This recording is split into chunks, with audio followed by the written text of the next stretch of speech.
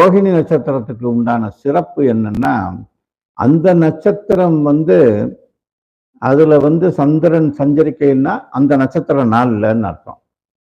அன்னைக்கு உள்ள நாள்ல எந்த ஒரு நவக்கிரக தோஷம், கிழம தோஷம், திதி தோஷம், யோக தோஷம், நவ குளிகாதியர்ல எந்த குளிகன் தோஷமா இருந்தாலும், எந்த தோஷமா இருந்தாலும் அந்த நட்சத்திரத்தில் ஒரு குழந்தை பிறந்தால் அதுக்கெல்லாம் பார்க்க வேண்டிய அவசியம் இல்லைன்னு சொல்லியிருக்கு சாஸ்திரம். ரோஹிணி நட்சத்திரத்துல பிறந்தாலே அது பகவான் கிருஷ்ணர் பிறந்தாருன்ற மாதிரி எடுத்துக்கணுன்ற மாதிரி சாஸ்திரம் சொல்லுது.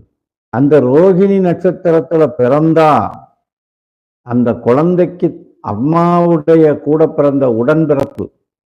அப்போ அந்த நட்சத்திரத்துல பிறந்த உடனே என் பிள்ளை ரோஹிணி நட்சத்திரத்துல பிறந்துடக்கூடாது, இன்னும் முன்னால உள்ள கார்த்திகை நட்சத்திரத்துல பிறக்கிற மாதிரி ஒரு நேரம் குறிச்சு கொடுங்க, இல்லைன்னா அதுக்கு அடுத்த மிருகசீரிஷத்துல பிறந்தாலும் பரவாயில்ல, ரோஹிணியை மட்டும் தவிர்க்கிற மாதிரி ஒரு இதை நல்லா அமைச்சு கொடுங்க ஜோசியரேன்னு கேட்பாங்க.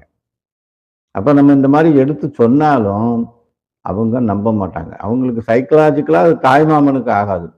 இதை தாய்மாமன் இல்லாத ஒரு ஜாதகர் இருக்காங்கன்னு வச்சுக்கோங்க, ஒரு லேடி, அவங்க அதெல்லாம் கேட்க மாட்டாங்க.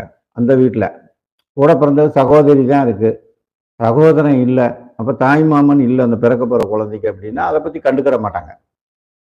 கூட பிறந்த அண்ணன் தம்பி இருந்து அவங்க ரொம்ப உறுத்தா இருக்காங்கன்னா கேட்பாங்க.